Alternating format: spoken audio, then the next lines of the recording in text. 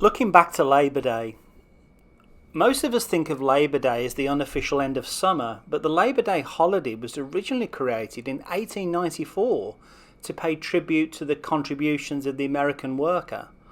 Labour leaders of the late 19th century advocated for the holiday when the labour movement was already flourishing across US industrial centres. Credit for proposing the holiday has been given to either Peter Maguire, General Secretary of the Brotherhood of Carpenters and Joiners, and a co-founder of the American Federation of Labour, or Matthew Maguire, Secretary of the Central Labour Union in New York. I come from a long line of workers across the pond. My father was a mechanical engineer prior to becoming a production planner. My mother was a school teacher. My paternal grandfather was a baker. My paternal grandmother, a jeweller. My maternal grandfather was also an engineer, and my maternal grandmother worked in retail.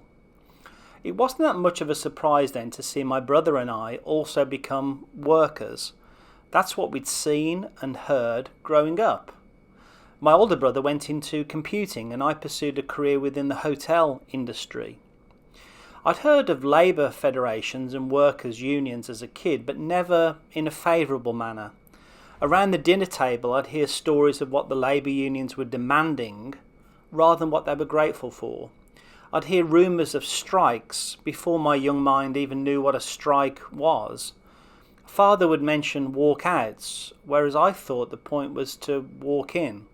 It wasn't uncommon to hear of big people working a 3-day week because of fuel shortages. The adults called their 2 days off an embargo, which I later realised was a government order that restricts commerce with a specified country or the exchange of specific goods, quite often due to union issues. There always seemed to be so much strife between ownership and labour growing up. Wind the clock forward about 3 decades and popping over to the other side of the pond to live and work, I now believe I understand the root of the problem, resulting in us all being able to enjoy a long Labour Day weekend. I believe I understand the essential rift between management and workers, with management simply being the hands and feet of the owners. I believe I understand the essence of what caused the embargoes which kneecapped a full employment of labour. I believe the issue was, one word, ingratitude. You see, ownership had demonstrated their lack of gratitude in a multitude of manners. It's been a long, hard road to get owners to provide safe working conditions. It took them a while to realise that workers work best when they have some rest in between work.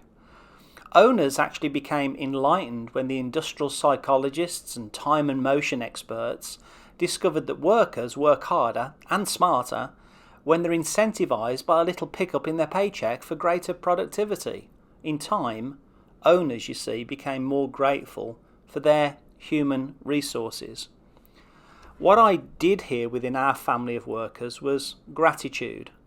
Before, during, and after meals, my father always spoke positively of the small group of 14 entrepreneurs who started his place of work, the Birmingham Small Arms BSA company.